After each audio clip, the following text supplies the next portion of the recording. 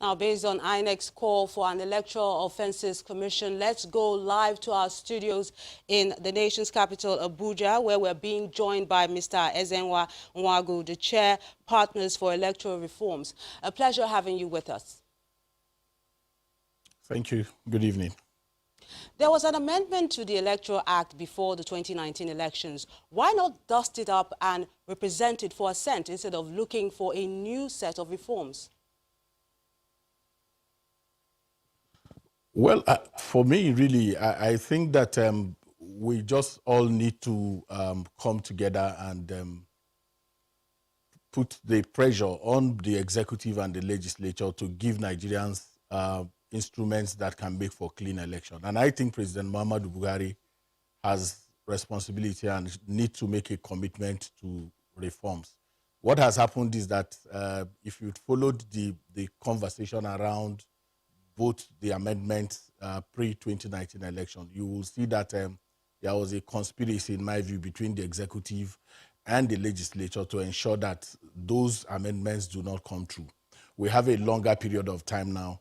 Both citizens, media, civil society organizations need to, and the politicians themselves need to come together and put that necessary pressure that can make us go through the whole hog of detailed, all-inclusive electoral reforms that will make for the kind of elections that we're looking forward to. Mr. Nwagu, why do you think we need an Electoral Offences Commission? It's helpful because if you look at the dynamics of the dynamics of security deployment, for instance, most elections you find out that men are moved from one location to the other. So even if they make arrests during those during the period of the election, immediately after the election they relocate to the areas where they were deployed from, and so you are not able to push the issues and the arrests that were made. So you need some specialized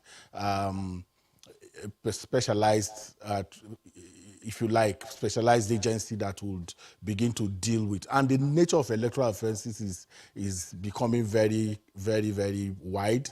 Not just prosecution, but you also need to begin to research into them so that you can proactively engage those issues. So it's time that we have that electoral offences tribunal. The Ways Committee recommended it, the Nnamani Committee, and a lot of Nigerians see the need that may just be the way to take out the burden. And if you also look at it, the legal department of INEC is incapacitated, is cannot deal with the mammoth of electoral offences that we're seeing in terms of prosecution. So we need to take that out of INEC, and that is part of the unbundling of INEC that is also contained in the Ways recommendation.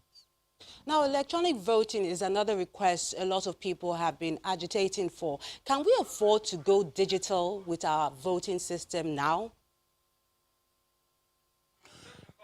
We really would not have a choice than to join what I call the children of light. We must take proactive steps to ensure that we go technological, and by that meaning that where it is possible to have electronic voting, we do so. But it is not a complete solution. We need also to have a conversation about the attitude of the different stakeholders to election and governance in our country.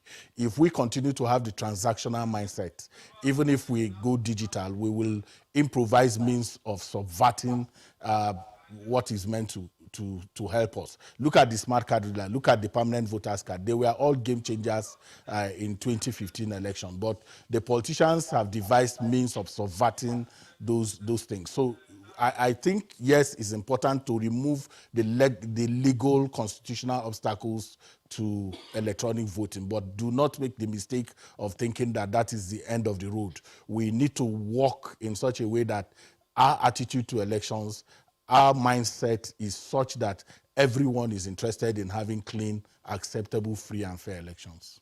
And that's a great way to end the conversation. Mr. Ezenwa Nwagu, it was a pleasure having you with us on the News at 10.